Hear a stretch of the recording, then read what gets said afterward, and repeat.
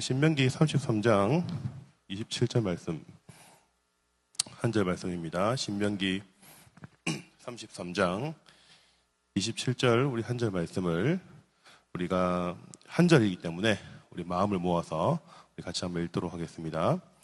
영원하신 하나님이 내 저소가 되시니 그의 영원하신 팔이 내 아래에 있도다.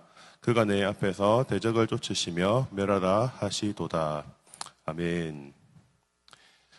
할렐루야. 예. 말씀을 전해야 되는데, 어떻게 지금 설교를 해야 될지 모르겠습니다. 제가 약간 지금 패닉 상태에 빠져 있습니다. 왜 그러냐면, 아까 방금 우리 기도도 하셨지만, 저도, 한 2부 예배 끝나고, 우리 집사님께서 오셔가지고, 우리 목사님 소식 들었냐고 비행기 사고 났습니다. 그래서 못 들었거든요, 그 얘기를. 못 들었는데, 그제서야 11시 넘어서 저도, 이 뉴스를 보고, 저도 계속 좀 뉴스를 좀 보고 좀 읽고 이렇게 왔습니다.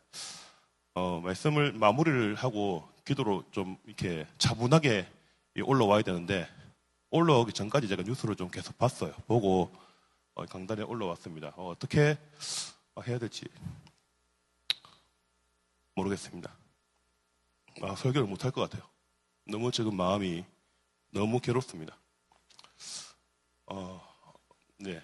그래도 하겠습니다. 일단 여러분, 저 이 말씀을 좀 드리고 말씀을 좀 시작하고 싶어요. 가끔씩 여러분 이렇게 뉴스를 보면 며칠 전에도 아제르바이잔에서 비행기 사건이 일어났습니다. 그죠? 뭐 우리나라가 아니면 외국에서 일어나면 뭐 그러려니 이렇게 넘어가는데 우리나라에서 이런 참사가 발생을 하면은 사실 우리 마음이 쉽지가 않습니다. 그죠? 일단은 내가 거기 없어서 다행이다 이런 생각을 하시면 안 되고요. 일단은 우리가 어떤 참사나 이런 어려움을 당했을 때 먼저는 나라를 위해서 우리가 기도를 해야 됩니다. 나라를 위해서 기도하고 먼저 자신을 두고 회개하고 하나님께서 이 땅 가운데 주신 메시지를 우리가 받아야 된다고 생각을 해요. 우리가 지금 4부 예배 때는 하고 있지는 않는데, 주일, 우리 1, 2, 3부 예배 때는 우리 목사님께서 말씀 전하시기 전에, 나라를 위해서 같이 우리가 동성 기도 잠깐 하고, 시작을 합니다. 지금 가뜩이나, 나라가 참 어려운 이 시국에, 이러한 일까지 당해서, 참 굉장히 우리가, 정말 우리가 금식해서 기도해야 될 때가 아닌가라는 생각이 들고, 이 나라와 민족을 위해서 여러분 정말 좀 많이 기도해 주시고요. 지금 전남 우한 쪽에 있는 분들이 대부분 그쪽에 있는 분들이 많이 사고를 당하신 것 같아요. 여러분 많이 기도해 주시고 유족들을 위해서 여러분 꼭 기도해 주시고 이 나라와 민족을 위해서 여러분 많이 기도를 부탁을 드리겠습니다. 무엇보다 우리가 먼저 회개해야 될 때고 여러분 느헤미야 1장에서 느헤미야가 예루살렘 성벽이 무너졌다는 소식을 들었을 때에 나라를 위해서 어떻게 기도했습니까? 민족을 위해서 대신 회개 기도했습니다. 그죠? 우리의 민족이 지었던 죄를 대신하여 회개 기도했습니다. 여러분 많이 우리가 좀 회개해야 될 때인 것 같고 연말에 연초에 많이 좀 마음이 그렇지만 우리가 정말 나라를 위해서 기도하고 회개함으로 이 나라와 민족을 품고 한 해를 마무리하고 한 해를 시작하면은 참 좋겠습니다. 예, 죄송합니다. 시작부터 텐션이 너무 떨어져가지고 어떻게 설교를 해야 될지 모르겠는데 한번 텐션을 다시 올려보도록 하겠습니다. 그는 영원하시다. 한번 따라할까요? 그는 영원하시다. 자, 이런 제목으로 말씀을 전하고자 합니다. 예. 여러분은 오션 뷰를 좋아하시나요? 아니면 마운틴 뷰를 좋아하시나요? 아니면 시티 뷰를 좋아하십니까? 무슨 말이신지는 다 이해가 되시죠? 그죠? 오션 뷰는 바다 전망. 그죠? 마운틴 뷰는 산 전망. 시티 뷰는 도시 전망입니다. 그죠? 여러분, 우리가 뭐 여행을 자주 갈 기회는 없지만은 숙소를 검색하다 보면은 이제 뷰에 따라서 이제 가격이 달라집니다. 그죠? 가장 비싼 가격은 대부분 이제 오션뷰입니다. 오션뷰. 여러분 바다 보는 거 좋아하시죠? 저도 뭐 바다 보는 거 좋아합니다. 숙소에 가서 뭐 어디 뭐 갈 기회가 많지는 않지만 숙소에 가서 발코니에 문을 열고 커튼을 열고 쫙 나가면 앞에 광활한 바다가 쫙 펼쳐져 있습니다. 그때 여러분 우리 마음이 어때요? 너무 좋다. 내 눈앞에 펼쳐진 광활한 바다를 볼 때에 우리 마음에 정말 무한한 자유를 느끼죠. 그죠? 그동안 사람 때문에 스트레스 받고 직장에서 스트레스 받고요. 온갖 일 때문에 스트레스 받다가도 나가서 내 앞에 펼쳐진 광활한 바다를 쫙 보면은 뭔가 내 마음에 알 수 없는 그런 자유함, 뭔가 어떤 이러한 자유함을 느끼게 됩니다. 뭐 정확한 통계는 아닙니다만요.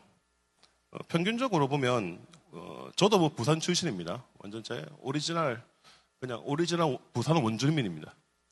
부산 출신의 사람들이 이렇게 다시 이렇게 외국이나 이렇게 타 지방에 살다가 다시 부산으로 돌아오는 비율이 참 많다고 합니다. 여러분 왜 그럴까 생각해 보니까요. 뭐 저 개인적인 그냥 얘기도 합니다. 뭐 이게 뭐 객관적 근거가 있는 얘기는 아닙니다만은 이 부산이라는 도시 전체가 이제 오션뷰잖아요. 그죠? 오션뷰. 부산에 딱 오면은 어디를 가든지 10분 안에 바다를 볼 수 있죠. 그죠?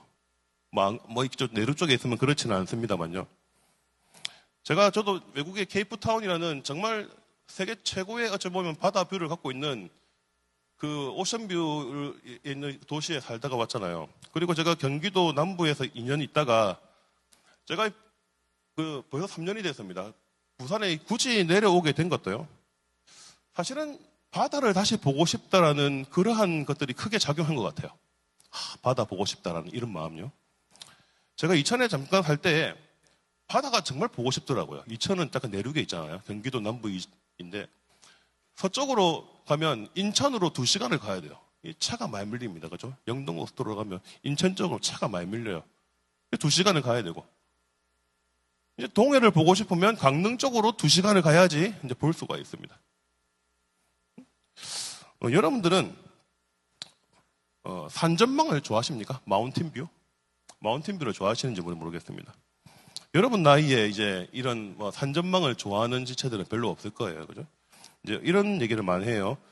산이 좋아진다라는 것은 나이가 들어가는 증거다. 저도 좀 그런 것 같아요. 이 사이는. 오션뷰보다 마운틴뷰를 좋아하는 것 같은데요. 이러한 질문을 조금 하고 말씀을 조금씩 이제 말씀 속으로 들어가 보고 싶은데요.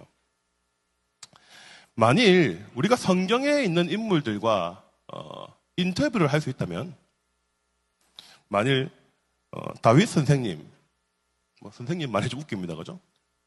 당신은 오션뷰를 좋아하시나요? 마운틴뷰를 좋아하시나요? 이렇게 물어보시면, 그럼 다윗 선생님의 대답은 여러분 어떨까요? 일단은 분명히 성경적 근거는 있습니다. 저는 마운틴뷰를 더 좋아합니다라고 얘기를 할 것 같아요. 자, 여러분 시편 121편 1절 말씀 제가 자막 하나 띄웠습니다. 한번 같이 한번 읽어볼까요? 내가 산을 향하여 눈을 들리라. 나의 도움이 어디서 올까? 아멘. 이 시편 121편 성전에 올라가는 노래입니다. 그죠? 성전에 올라가는 노래. 솔로몬 시대 이후에 쓰여진 시편이 분명하죠. 왜냐하면 성전은 솔로몬 시대 때 이제 지어졌습니다. 그죠? 그리고 이 성전이 있는 예루살렘은요, 어디 있냐면은 해발 760m에 있는 고산지대입니다. 높은 곳에 이게 예루살렘이 있고 그 예루살렘에 바로 성전이 있습니다. 그죠? 그러니까 하나님의 계시는 성전이 해발 760m 예루살렘에 딱 있습니다. 그러니까 성경에 있는 대부분의 인물들은 오션뷰보다는 마운틴뷰를 더 좋아할 수밖에 없다는 것이죠. 나름 이제 근거가 있는 이야기입니다. 그죠? 성경에 있는 인물들은 대부분 마운틴뷰를 좋아할 것 같아요. 제가 예전에 한번 이 부분 한번 얘기를 한 것 같기도 한데 기억이 잘 안 나는데, 제가 예전에 남아공에서 있으면서 마운틴뷰 침례교회를 출석을 했습니다. 마운틴뷰 침례교회, 마운틴뷰 베프티스트 처치인데, 뭐 현지 교회에 출석한 게 아니라 그 교회 예배당을 우리 한인교회에서 빌려서 3년 동안 거기에서 신앙생활을 했었는데요. 12시 반에 9시에 현지 교회 예배 딱 한 번 드리고요. 끝나고 나면 이렇게 간식 먹고 다 집에 가거든요. 그 이후에 우리가 한 11시 반쯤에 모여가지고 예배 준비하고 12시 반에 한인교회 예배를 드렸어요. 이제 마운틴뷰 이름이 참 특이합니다. 그죠? 이름이 특이하죠. 산전망 침례교회. 뭔가 좀 촌스러운 느낌이 있죠. 그죠? 그런데 제가 그때 갔을 때 어떤 뷰를 보길래 마운틴뷰라고 했을까 제가 한번 알아보니까요. 제가 살고 있는 그 동네에 헬더버그라는 산이 있습니다. 헬더버그라는 산이 있어요. 해발 1100m가 넘는 아주 높은 산이 그 동네에 있었거든요. 그래서 제가 헬더버그 그쪽에 공원이 잘 조성이 되어 있는데요. 사실은 이 산은 너무 높아서 그 동네 어느 곳에 가든지 딱 조금만 고개만 돌리면 헬더버그 마운틴이 딱 보입니다. 딱 보여요. 그래서 여러분 이 산이 의미하고 상징하는 바가 있죠. 성경에서 산은 항상 그곳에 계시는 분, 영원하신 하나님을 상징을 하죠. 그죠? 물론 여러분 오랜 기간 동안 지각 변동이 일어나면 산도 없어질 수가 있습니다. 그런데 신실한 그리스도인들, 하나님을 사랑하고 말씀을 사랑하는 신실한 그리스도인들은 항상 자기 동네에 산이 있으면 그 산을 바라보면서 영원하신 하나님을 생각했다라는 것이죠. 항상 거기 계시는 하나님.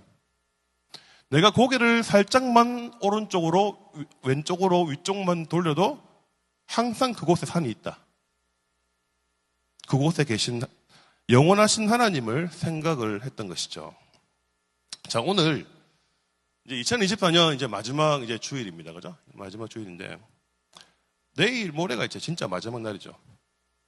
그런데 이제 저도 이제 마지막 주 설교를 준비하면 작년에도 제가 마지막 주 설교했더라고요. 이렇게 기도하면서 제 안에 두 가지의 감정이 이제 교차하는 것을 제가 느꼈습니다. 무슨 얘기냐면요. 먼저는 과거에 대한 후회입니다. 과거에 대한 후회. 하늘을 돌아보니까요. 어때요? 제가 전에 우리 하나님은 감사가 유창한 사람을 찾으신다. 이 말씀을 한번 드린 적이 있는데 지난 과거를 돌아보니까 참 후회가 많은 것 같아요. 그죠? 후회가 많아요.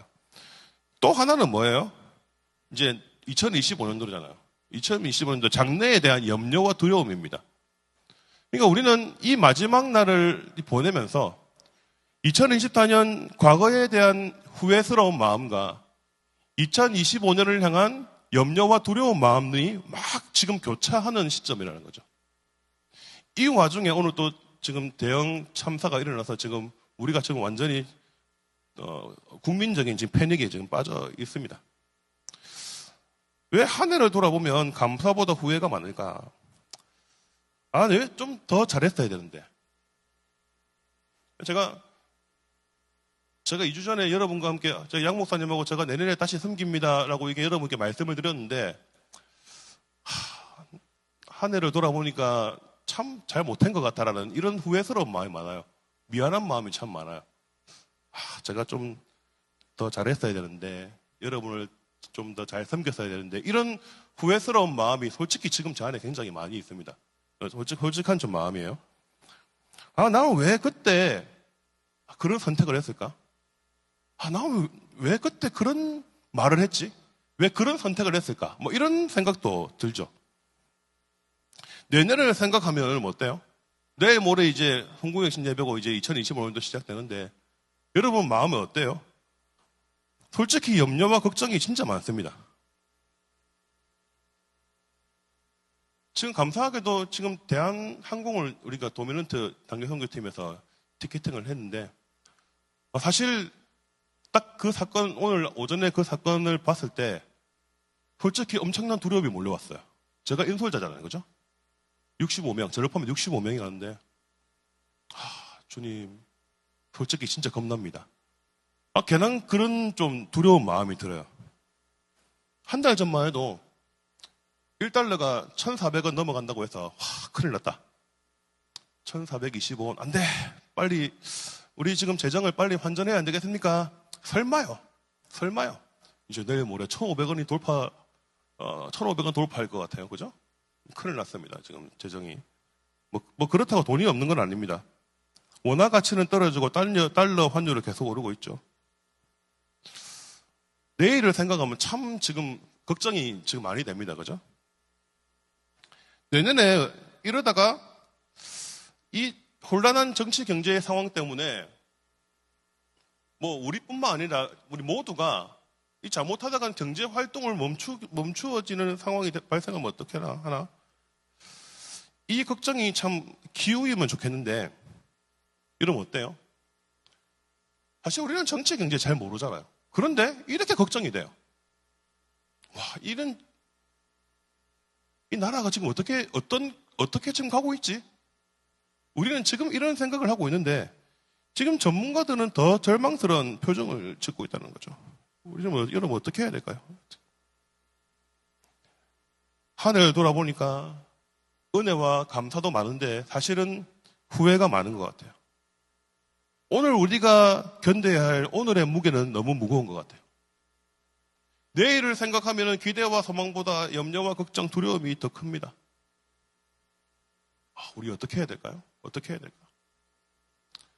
자, 오늘 제가 모세 얘기를 제가 잠깐 좀 하겠는데요. 이 모세는 하나님의 벗이고 하나님의 친구, 하나님의 사람입니다. 자, 오늘 본문에 대한 이야기입니다. 이제 모세는 마지막 자신의 인생의 끝자락에서 이제 모압 평지에서 이제 이스라엘 백성들을 가나안 땅으로 이제 파송하고 자기는 여기서 이제 죽을 운명이 되었습니다. 40년 동안 이스라엘 백성들을 광야에서 인도해서 이제 마침내 가나안 땅 동편 모압 평지에 딱 도착했습니다. 그죠? 이제 요단강만 딱 건너면은 이제 약속의 땅이 이제 다 도착을 하는 거예요. 그런데 안타까운 일이 있습니다. 그죠? 하나님은 모세를 향해서 너는 여기서 끝. 안타깝지만 모세야, 너는 이제 모압 평지에서 너의 사명은 끝이다. 너는 여기에서 이제 죽을 것이다. 이제 모세의 입장에서는 이러면 어떨까요? 솔직한 인간적으로 생각을 해봅시다. 죽을 날을 안다는 것은 참 괴로운 일입니다. 그죠? 참 마음이 아프고 안타까운 일이에요. 40년 동안 이들을 데리고 약속의 땅으로 진군해 왔는데 눈앞에 약속의 땅을 두고 내 인생이 여기서 끝나다니. 와, 얼마나 모세의 입장에서는요, 좀 기분이 안 좋을 것 같아요. 많이 힘들 것 같아요. 그런데 여러분, 이 인생의 끝자락에선 이 모세의 심정, 이 모세의 시선을 우리가 한번 생각해 볼 필요가 있어요. 조금 더 살 수 있으면 좋겠는데. 우리 후손들이, 이 출애굽 2세대들이 저 약속의 땅에 들어가서 정말 정복이나 제대로 할 수 있을까? 전쟁을 할 수 있을까? 저 가나안 땅의 무서운 7 족속을 정복할 수 있을까? 그럼 얼마나 걱정이 되었을까요? 그죠? 모세의 자기의 가족도 있잖아요. 그죠? 자기의 친지들, 자기의 측근들. 이제 약속의 땅에 들어가서 이제 전쟁을 해야 되는데 자기는 이제 못 들어가. 얼마나 마음이 안타까울까요? 수많은 아쉬움, 염려, 걱정, 두려움, 막 온갖 감정들이 막 모세 안에 막 회오리치고 있었을 거예요.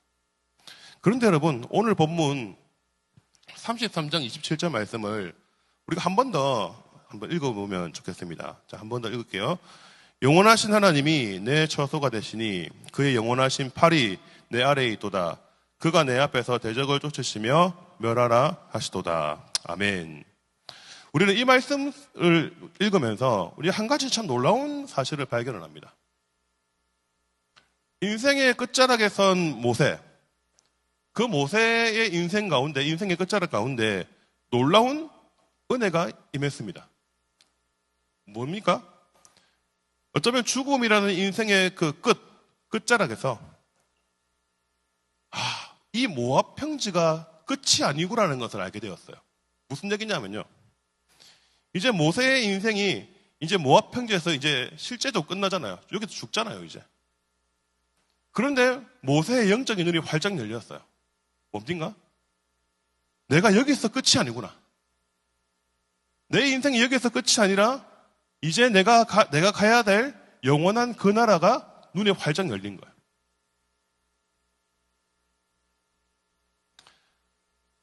엘 올람, 영원하신 하나님, 영생하시는 하나님. 이 하나님의 실존이 이제는 자기 목전 앞에 있었던 거예요.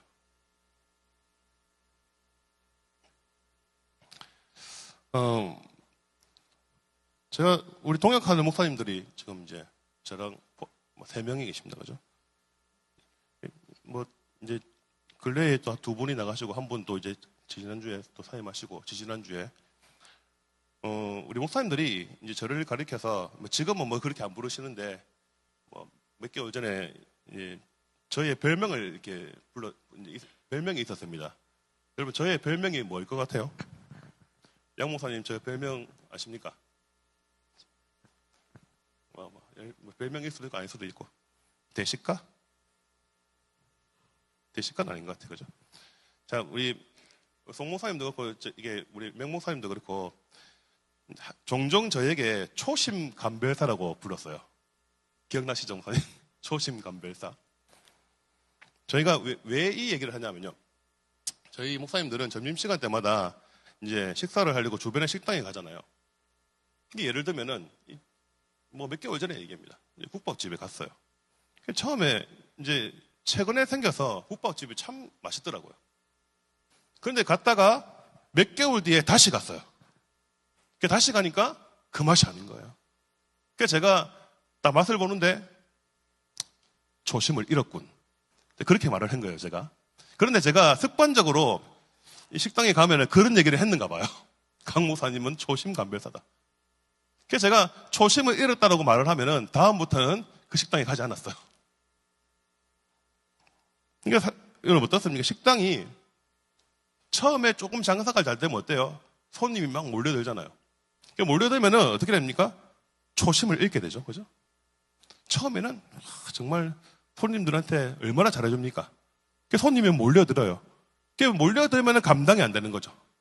그러다가 음식의 맛을 잃어버리게 됩니다. 무슨 얘기냐면요. 사람의 마음은 한결같지 않다는 거예요. 항상 변합니다. 항상. 점심 때 폭식을 했습니다. 고기를 먹고 진딱 먹었어요. 오늘 저녁부터 다이어트다. 근데 저녁 7시가 되면은 내일부터 하자. 사람은 항상 마음이 변하죠. 그죠? 자, 여러분, 영원하신 하나님, 엘 올람, 영원하신 하나님, 영생하시는 하나님, 이 하나님은요, 하나님의 불변성을 의미합니다. 하나님의 불변성. 뭐냐면, 우리 하나님은 결코 초심을 잃지가 않습니다. 하나님은 어제나 오늘이나 영원토록 항상 동일하시죠. 우리 하나님은 엔트로피의 법칙, 연력학 제2법칙이 적용되지가 않습니다. 무슨 얘기입니까? 이 땅의 모든 피조물은 무질서도가 높아지는 방향으로 가죠. 무슨 얘기입니까? 예를 들면 우리 인간이 가만히 두면 노화가 됩니다. 그죠? 점점점 무질서도가 높아지는 방향으로 가게 되는 거예요. 사람의 몸도, 사람의 마음도, 여러분이 보이는 모든 만물은 시간이 흐르면 흐를수록 점점 파괴되어 가고 소멸되어져 갑니다. 점점점 변해가죠. 그런데 우리 하나님은 노화되지 않습니다. 우리 하나님은 변하지 않는다는 거예요. 여러분, 모세는요, 자신의 어쩌면 보면 40년간의 그 인생 가운데 모세가 깊이 경험한 하나님은 어떤 하나님이냐? 바로 변하지 않으신 하나님. 영원하신 하나님을 경험했다는 거죠. 모세가 이스라엘의 3대 절기를 강조하면서 그 3대 절기 가운데 정말 6월절에 목숨을 걸었습니다. 왜 그랬을까요? 여러분, 6월절이 뭡니까? 하나님께서 애굽에 종된 이스라엘 백성들을 구원하기 위해서 2가지의 일을 하셨습니다. 그죠? 첫 번째 뭡니까? 애굽의 장자를 다 죽였습니다. 그죠? 그리고 2번째는 뭐예요? 홍해를 그냥 갈라버렸습니다. 자, 6월절이 뭐냐? 이스라엘 백성들 구원하기 위해서 애굽의 장자를 다 죽이고 홍해까지 갈라버리신 하나님, 이 위대하고 놀라우신 하나님을 기념하는 날, 바로 이것이 6월절이죠. 그런데 여러분, 이 6월절에 가장 근본적인 그 목적이 있습니다. 여러분, 6월절에 가장 근본적인 목적이 무엇입니까? 한번 따라하겠습니다. 나도 그곳에 있었습니다.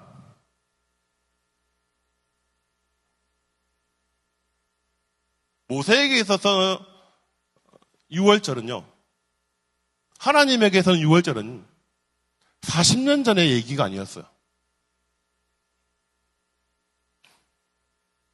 애굽의 장자를 죽이시고 홍해를 가르치는 하나님, 지금도 우리와 함께 계신다. 아멘. 그분의 능력은 변치 않으시고 너희가 장차 들어갈 가나안 땅에서도 6월절에 하나님 동일하게 너희와 함께 하신다.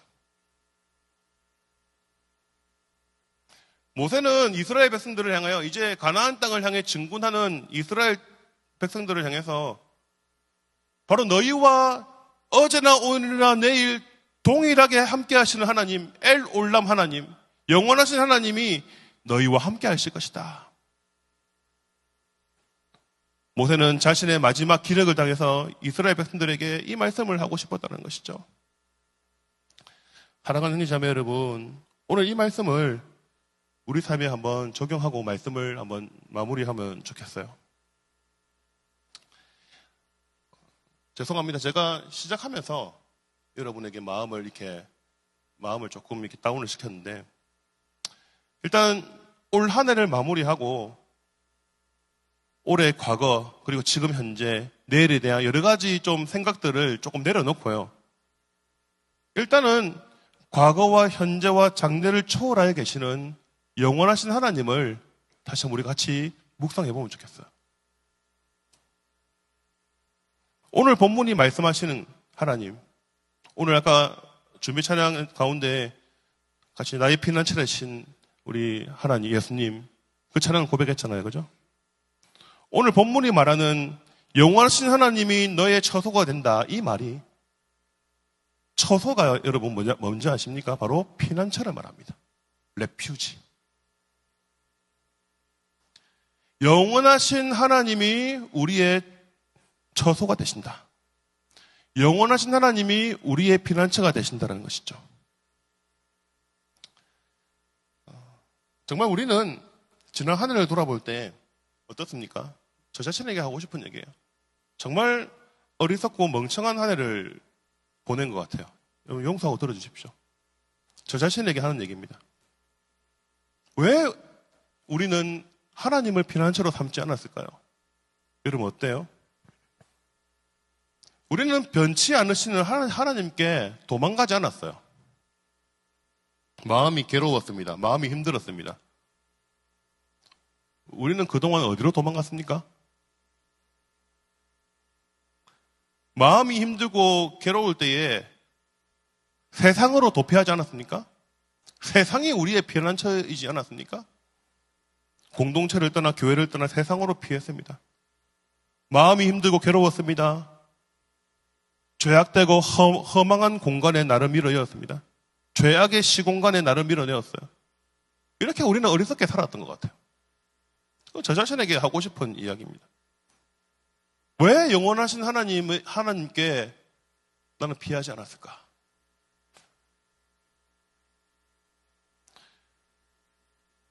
친구 여러분, 하나님의 그 영원성은요, 변하지 않는 이 불변성이 전부가 아닙니다.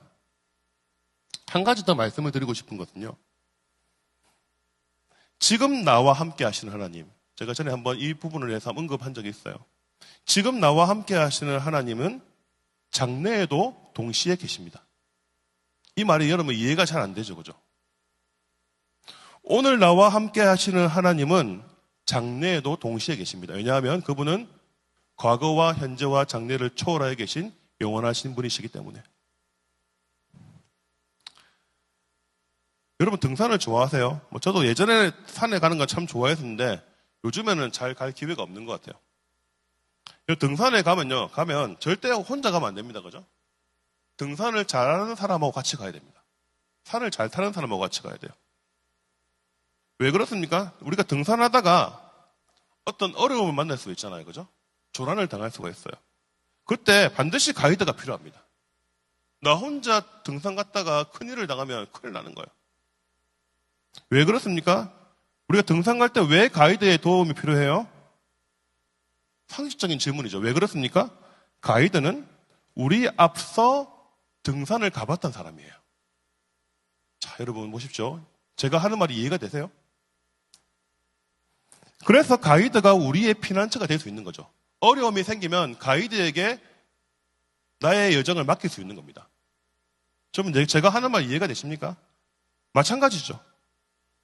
우리가 왜 하나님께 나아가야 할까요? 우리가 왜 하나님께 나아가야 합니까? 이미 나의 장래에 하나님이 계신다는 것이죠. 바로 하나님이 내가 가야 할 그 다음 스텝, 내가 가야 할 다음 스텝을 이미 알고 계시고 그곳에 가 계십니다.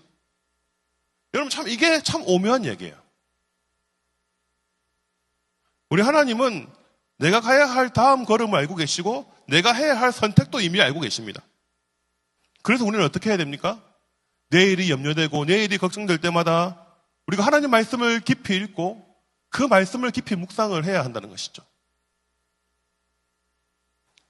저는 오늘 이 두 가지만 말씀드리고 말씀을 좀 정리할게요. 하나님을 나의 피난처로 만드는 방법 제 두 가지만 말씀을 드리겠습니다. 첫 번째는요. 우리가 어떻게 하나님을 나의 피난처로 이렇게 만들 수 있을까? 첫 번째는요. 우리가 하나님의 성품을 깊이 묵상해야 합니다. 말씀을 깊이 묵상하며 하나님의 임재에 잠길 수 있어야 합니다. 제가 올 한 해 우리 보아스 형제자매들과 한 6개월 정도 했나? 5개월 했나? 6개월 했나? 말씀 묵상을 이렇게 했었잖아요. 이번 달에 11월 달, 12월 달에는 각자 그냥 하고 있습니다. 그런데 여러분 제가 우리 공동체적으로 묵상을 쭉 이렇게 지속해 오면서 한 가지 제가 깨달은 게 있어요. 무엇이냐면 우리 삶의 묵상이 안 되면 하나님과의 관계 자체가 성립되지 않습니다. 여러분이 묵상이 안 되잖아요. 묵상이 안 되면 하나님과의 관계 자체를 만들 수가 없어요. 관계 자체가 이루어질 수가 없습니다. 자, 보십시오. 여러분이 지금 저의 설교를 듣고 있습니다. 근데 여러분 묵상이 되지 않으면 오늘 이 설교를 통해서 하나님과의 소통이 일어나지 않아요. 지금 여러분은 말씀을 듣고 있습니다. 지금 저의 프리칭을 여러분이 리스닝을 하고 있어요. 리스닝을. 듣고 있습니다. 그런데 여러분 이 말씀을 들으면서 지금 이 말씀이 여러분의 심령과 여러분의 영적인 그 상태, 그 마음, 정서, 상호작용이 막 일어나고 있습니까 지금? 이 말씀을 들었는데 뭔가 내 마음의 상태, 내 영적인 상태, 나의 정서, 나의 감정, 나의 형편, 나의 지금 상황과의 어떤 상호작용이 막 일어나고 있습니까? 묵상이 안 되면은 강 목사님, 양 목사님, 설교면 설교 이렇게 우리가 되는 거죠. 말씀이 지금 여러분의 삶, 여러분의 심령, 마음, 여러분의 그 전 인격을 비추는 그 거울이 되고 있느냐는 질문이죠.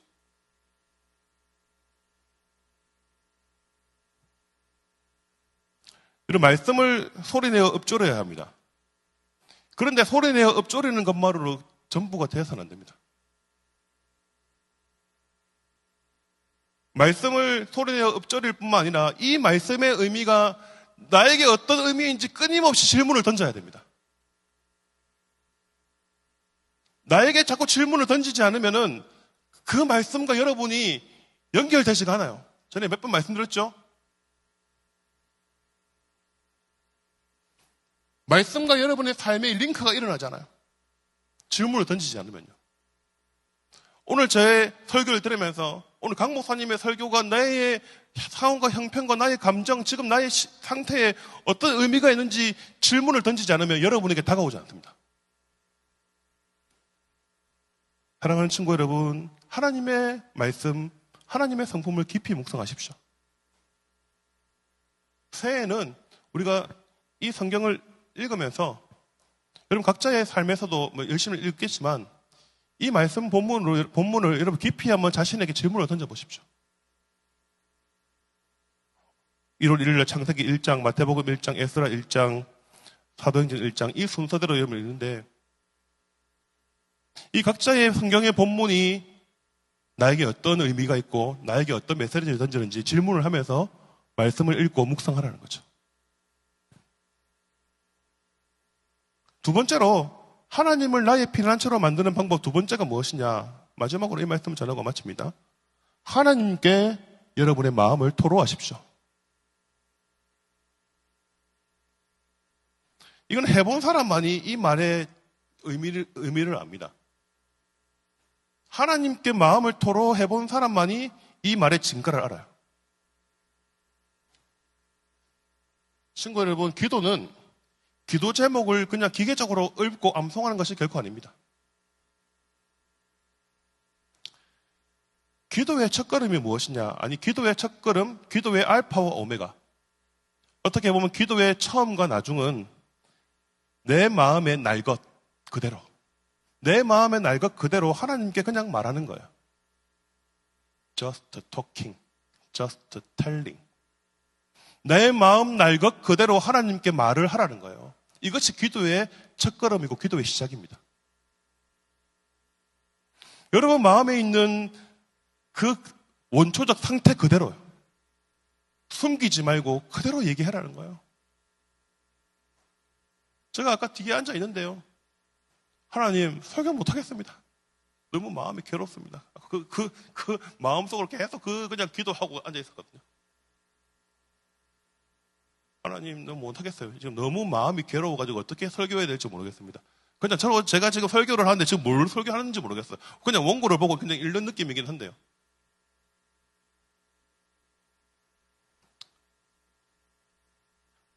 친구 여러분 기도할 때마다 항상 이 생각을 하십시오. 지금 여러분 앞에 세계 최고의 상담가가 있다고 생각해 보세요.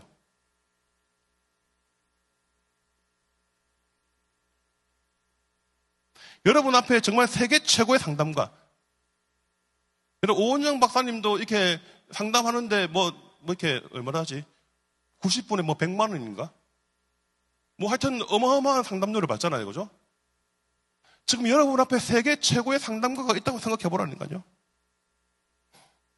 여러분 앞에 정말 천문학적 상담료를 이렇게 부과하는 상담가가 있다고 생각해 보세요. 그러면 그 앞에 우리가 무슨 얘기를 못 하겠습니까? 우리 하나님은 바로 원더풀 카운슬러. 우리 하나님은 여러분이 어떤 얘기를 하더라도 그 얘기에 대한 답을 줄 수 있는 분이에요. 제가 한 가지 놀라운 사실을 말씀드릴까요? 하나님 앞에 여러분 마음을 토로할 때 어떤 일이 벌어지는지 얘기를 해줄까요? 우리의 마음을 토로하면요, 하나님은 반드시 말씀으로 여러분에게 응답하십니다. 지난 한 주간 여러분 마음에 어떤 고통과 어려움이 있었는지 저는 알지 못하잖아요. 그러나 오늘 이 말씀을 통해서 지금 여러분에게 지금 응답하고 있는지를 몰라요.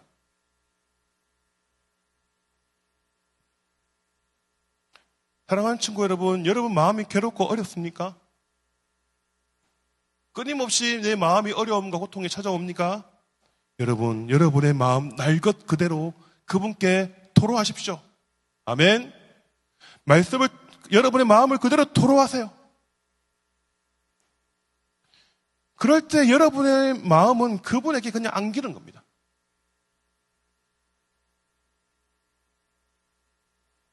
사랑하는 친구 여러분, 이제 말씀을 정리하겠습니다. 우리 하나님, 자양팀 준비해 주십시오.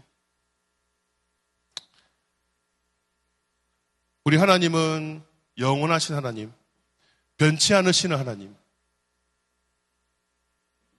우리 하나님은 과거와 현재와 장래를 초월하여 계시는 영원하신 하나님 엘 올람 하나님, 영생하시는 하나님이십니다. 사랑하는 친구 여러분, 무엇이 두렵고 무엇이 겁이 나십니까? 새해를 준비하며 2022년도를 맞이하며 여러분 안에 어떠한 괴로움과 어떠한 고통과 고민과 그 어려움들이 있습니까? 친구 여러분, 하나님은 이미 답이 있습니다. 문제는 뭐냐? 우리의 마음과 우리의 심령을 그분께 토로하지 않았기 때문에, 하나님의 말씀 앞에 우리가 들어가지 않았기 때문에 우리는 끊임없이 방황하는 거예요. 하나님은 여러분의 영원한 하나님이 되십니다. 그 영원하신 팔이 여러분을 안으시고 여러분의 삶을 끝까지 인도해 주실 것입니다. 2024년도 이제 다 끝났습니다. 이제 새해가 시작됩니다. 이제 새해를 향해 나아갑시다. 새로운 삶을 향하여 도약합시다. 지난날의 모든 어려움과 고통과 두려움들, 후회스러운 마음들을 이제 오늘 이 시간 이후로 다 털어냅시다. 이제 1월 1일부터 하나님 이제는 나의 길을 아시고 나의 장래를 아시는 엘 올람 하나님, 영원하신 하나님만 바라보고 그 하나님의 손을 붙들고 나아가기 원합니다.